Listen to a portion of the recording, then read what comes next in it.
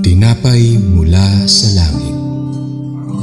A daily morning devotion with CRC family.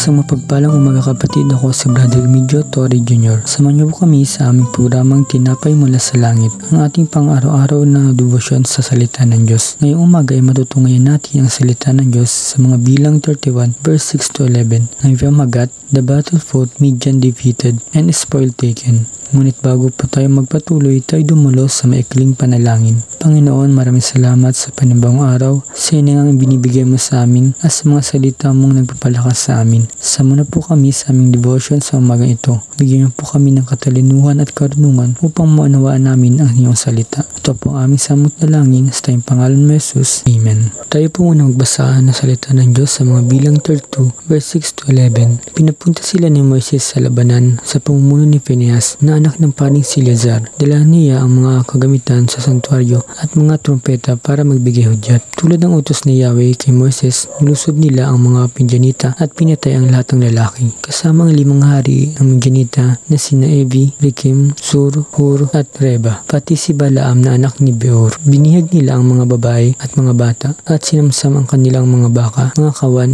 at lahat ng ari-arian. Sinunog nila ang mga lunsod at lahat ng mga tuldang tinitirahan noon. Subalit sinamsam nila ang mga lahat ng maaaring samsamin, maging tao hayop man. Amen. Purihin ang Diyos sa kanyang salita. Naway idagdag niya ang kanyang pagpapala dito. Nakikita po natin dito kung paano nakipaglaban ng mga Israelita laban sa Midianita at kung paano sila nagtagumpay. Hindi na po tayo nakikipaglaban sa tao kundi sa hukbong espiritual. Sabi sa Efeso verse 12, pagkat hindi tayo nakikipaglaban sa mga tao kundi sa mga pinuno, sa mga may kapangyarihan at sa mga tagapagmahala ng kadiliman. Umiiral sa sanlibutan ito ang mga hukbong espiritual sa kasamaan sa impapawid. How can we win the battle? Paano tayo magtagumpay sa labanan?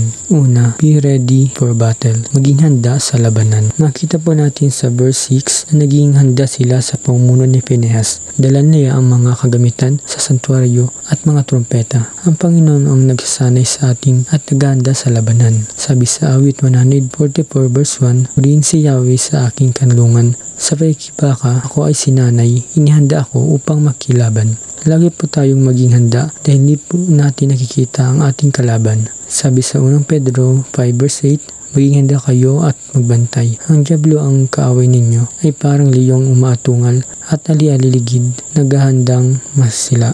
Pangalawa, God is with us in the battle. Dapat kasama natin ng Diyos sa labanan. Dahil po kasama ng mga Israelita ang Diyos, nagtagumpay sila sa labanan at 5 hari ang kanilang napaslang. Dapat po kasama natin ang Diyos sa anumang laban ng ating buhay. Ang kanyang banal na espiritu ang tutulong sa atin. Sabi sa Deuteronomy 20 verse 4, pagkat kasama mo ang Diyos mong si Yahweh, siya ang magipaglaban para sa iyo at pagtatagumpayin ka niya. Sa di pong kaaway, huwag po tayong magnamba o matakot dahil ang Diyos ang magtatanggol sa atin. Sabi sa Exodus 14 verse 14, pagtatanggol kayo ni Yahweh, pumanatag lamang kayo.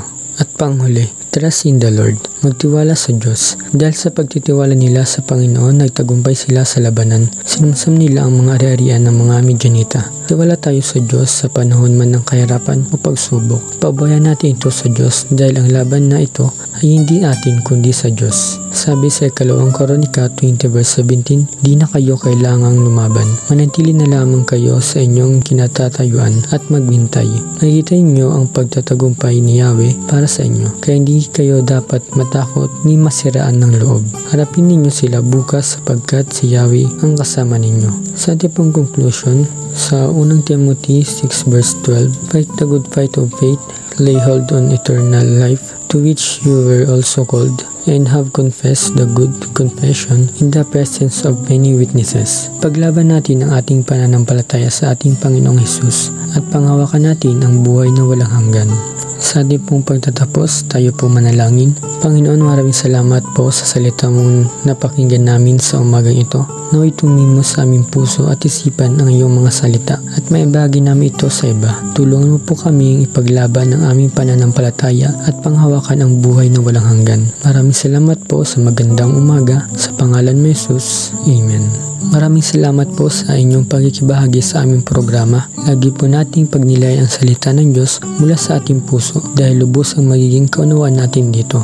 Muli po ninyo kaming samahan bukas sa pagninilay ng kanyang mga salita dito sa programang Tinapay Mula sa Langit. Malaya po ninyong i-share ang video nito upang kayo rin ay maging pagpapala sa iba. Pagpalain po tayong lahat ng Panginoon. Magandang umaga.